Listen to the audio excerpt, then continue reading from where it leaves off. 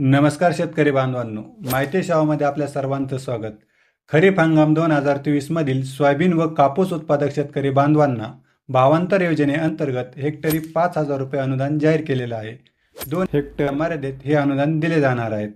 तर मित्रांनो, यासाठी आता पात्र लाभार्थ्यांच्या याद्याही जाहीर करण्यात आलेल्या आहेत. तरी आता पात्र लाभार्थ्यांच्या याद्यांमधील काही शेतकऱ्यांना आपली ई-KYC करावी लागणार आहेत. जर तुम्ही KYC केली नाही तर तुम्हाला या अनुदानाचा लाभ मिळणार नाही. ही KYC कुठे करायची, कोणत्या शेतकरी बांधवांना करावायची आहे व कोणत्या शेतकरी बांधवांना करण्याची गरज नाही, ही सर्व माहिती आज आपण या व्हिडिओमध्ये थोडक्यात समजून घेणार आहोत.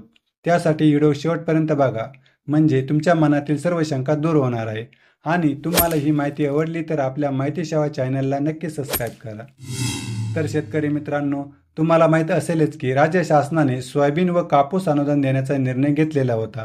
तर त्यासाठी त्यांनी पहिली यादी ही कृषी विभागाच्या माध्यमातून जाहीर केलेली होती. तर त्या यादीमध्ये ज्या शेतकरी बांधवांचे नाव होते त्या शेतकरी बांधवांना आधार संदर्भातील एक सहमती पत्र आणि सामायिक क्षेत्र असेल तर सामायिक खातेदारांना ना हरकत पत्र देणे बंधनकारक होते. तर यादीत नाव असलेल्या शेतकरी बांधवांनी कृषी सहाय्यकांकडे ही कागदपत्रे जमा केलेली होती. कागदपत्रे आता जमा झाल्यानंतर कृषी सहाय्यक यांनी पात्र शेतकऱ्यांची यादी त्यांच्या पोर्टलला प्रसिद्ध केली आहे. या पात्र यादीतील कोणत्या शेतकऱ्यांना KYC करावी लागणार आहे आणि कोणत्या शेतकऱ्यांना KYC करावी लागणार नाही. तर आता महत्त्वाचा पॉईंट मित्रांनो लक्षात असू द्या. ज्या शेतकरी बांधवांना PM किसान सन्मान योजना आणि राज्य शासनाची नमो शेतकरी योजना या दोन्ही योजनांचे किंवा दोन्हीपैकी कोणत्याही एका योजनेचे पैसे हे रेग्युलरपणे मिळत असतील तर अशा शेतकरी बांधवांना या ठिकाणी KYC करण्याची काही एक गरज नाही, कारण त्यांची KYC या दोन्ही योजनेच्या माध्यमातून आधीच झालेली आहे. त्यामुळे सोयाबीन व कापूस अनुदानासाठी त्यांना KYC करण्याची गरज नाही.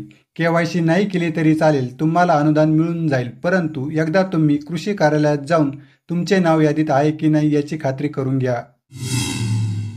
आता ज्या शेतकरी बांधवांना PM किसान सन्मान योजनेचा लाभ मिळत नाही किंवा नमो शेतकरी योजनेचा लाभ मिळत नाही, अशा शेतकऱ्यांना KYC करावी लागणार आहे. तर अशा शेतकऱ्यांची KYC ही कृषी सहाय्यकांच्या माध्यमातून करणे बंधनकारक आहे.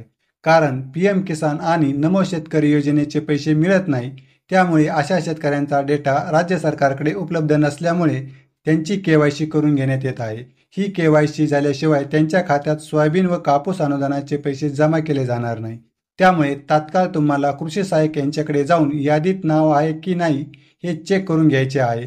आणि यादीत नाव असेल तर तुमची KYC करायची गरज आहे की नाही हे सुद्धा तुम्हाला तात्काळ चेक करून घ्यायचे आहे. जर तुम्हाला PM किसान सन्मान योजना आणि नमो शेतकरी योजनेचे पैसे मिळत नसतील तर तुम्हाला सोयाबीन व कापूस अनुदानासाठी कृषी सहाय्यक यांच्याकडे जाऊन आपली KYC करून घ्यायची आहे.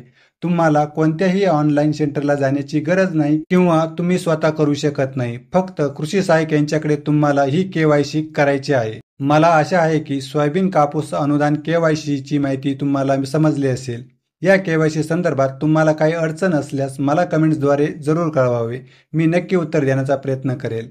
तर मित्रांनो, तुम्हाला ही माहिती आवडली असेल तर आपल्या मित्रांना शेअर करा, व्हिडिओला लाईक करा आणि आपल्या हक्काच्या माहिती सेवा चॅनलला नक्की सबस्क्राईब करा. म्हणजे अशाच प्रकारची नवनवीन माहिती सर्वात आधी तुम्हाला पाहायला मिळेल. धन्यवाद.